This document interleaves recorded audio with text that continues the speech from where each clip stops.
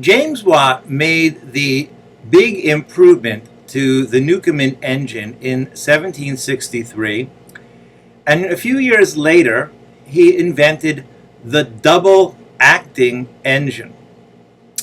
Now the Newcomen engine uses a single, all right, before I go into this is Schnitzel, my dog, who wants to know what I'm doing and is fascinated by the Newcomen engine. Say hello to the PChem students, Schnitzel. Okay. The Newcomen engine raises the piston, and the power stroke is the downward stroke, which is the atmospheric, the stroke powered by the atmosphere. Raises the piston, and the power stroke is the downward stroke. So for every time the piston makes a full trip up and back in the cylinder, there's only one power stroke. So the piston moves twice, but there's only one power stroke. So why don't we invent, so what James Watt did is he invented another kind of engine, a dual acting piston. Okay, so let's set this up. This is the cylinder. This is the piston. This is the steam chest, and this is the steam valve.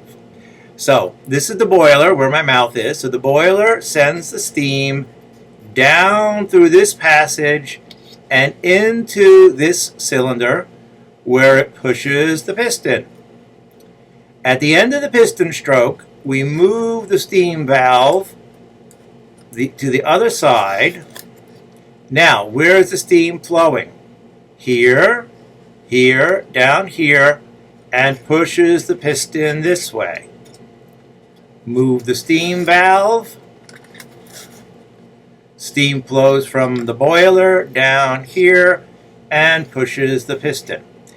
Now, the steam is escaping from the other side of the cylinder through this little opening here, and this would actually, this little gap here in the steam valve would lead to an exhaust port. So when we're running the steam engine, and enters here, fills up the cylinder, pushes the piston, and then steam here passes through an escape port or an exhaust port and is vented to the atmosphere. So on this side of the piston, the pressure is equal to the pressure of the steam coming from the boiler. Remember that. That's going to be very important in a few minutes. And on this side, the pressure is equal to that of the atmosphere, since the steam is escaping to the atmosphere, since this is open to the atmosphere. Now, the pressure on this side of the piston is equal to that of the steam coming from the boiler, and the pressure on this side is equal to that of the atmosphere where the steam is escaping to. The double-acting steam engine, as invented by James Watt, was a dramatic improvement in the efficiency of steam. You may remember from your general chemistry that one way we can describe work is P delta V, or work equals pressure times the change of volume. So let's see how that works on a double-acting steam engine. Let's just reset the piston here. So in comes the steam, and there's the pressure. The piston moves. That's our change of volume. So the volume of the cylinder has increased. Pressure times this change of volume. This is our change of volume multiplied by the pressure, and that's the work that the steam engine is doing. Now, all of these things were in place by the late 1700s. And steam engines were going to revolutionize everything. At this point, steam locomotives, steam on railroads, had still not been invented. But low-pressure steam engines, many of them built by the firm of Boulton and Watt, which was founded by James Watt and his partner Boulton, were revolutionizing everything.